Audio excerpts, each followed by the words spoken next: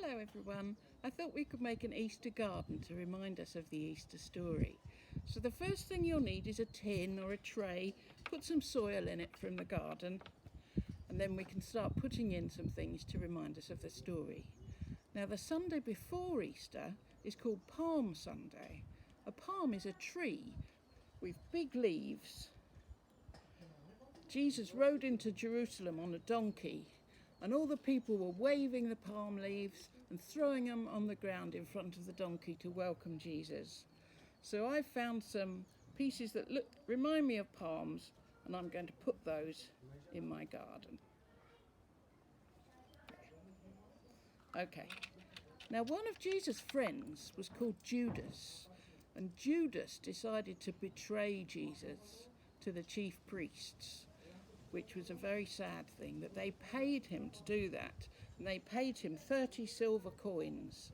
So I thought we could put some silver coins in the garden, like a little pathway, just to remind us that Judas decided to betray him. Now the next part of the story is Jesus has a last supper with his friends, and at the last supper he has bread that he breaks, and he has a cup of wine that they all share to remind them that his body is going to be broken and his blood is going to be shed for all of us. So you can find a cup to put in your garden. It can be a yogurt pot, a little glass, a lid, something like that. I'm going to go with this little glass, so I'm going to dig that down in my garden to remind me of the Last Supper.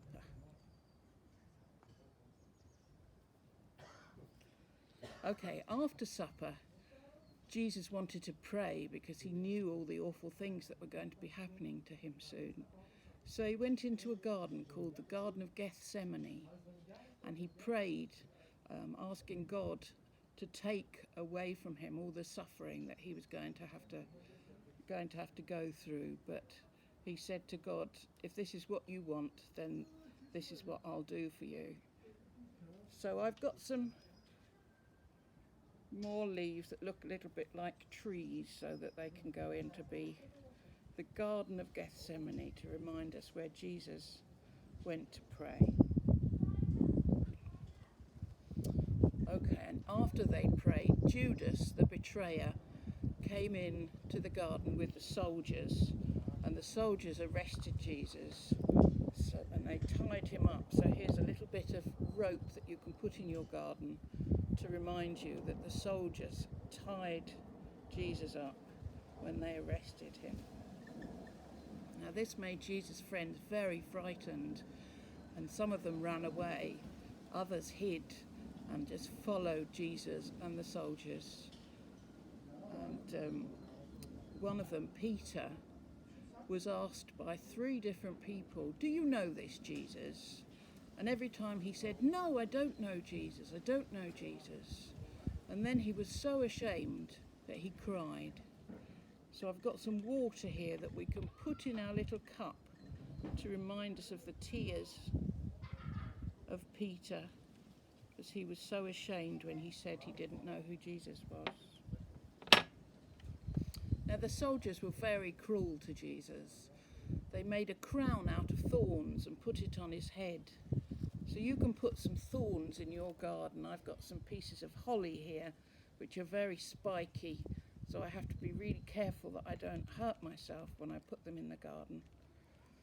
But that just reminds us of those thorns that the crown was made of by the soldiers and put on Jesus' head. And then the very saddest thing of all, Jesus was put on a cross to die. And I've made this cross out of 2 twigs with just an elastic band around them.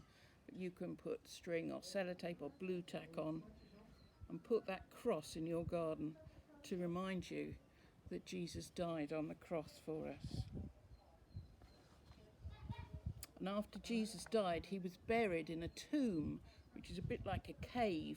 So I've left a big space in my garden for this mug, which is going to be the tomb. So I'll put that just there. And I've got an egg that's going to be Jesus. This is a real egg, but if you want to use a chocolate egg, that's fine. So Jesus' body was wrapped up in cloths and it was placed in the tomb.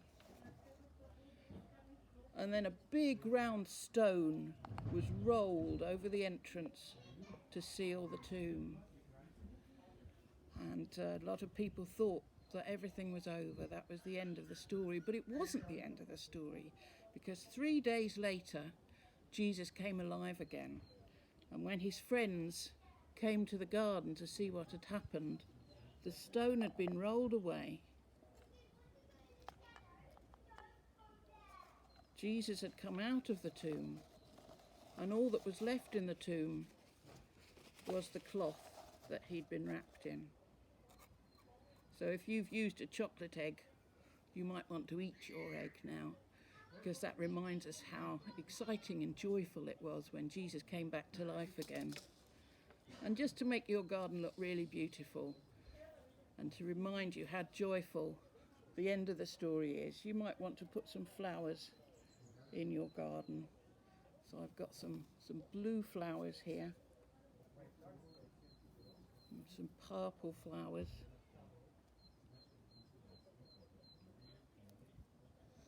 and some little pink bits of heather,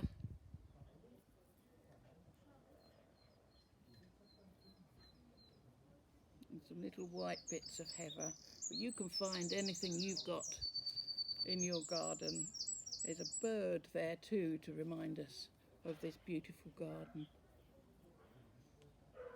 And then also you might want to finish it off just by sprinkling some seeds in your garden, just to remind us of the new life that Jesus gives us because he died for us.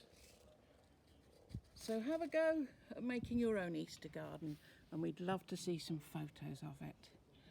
Thank you, everyone.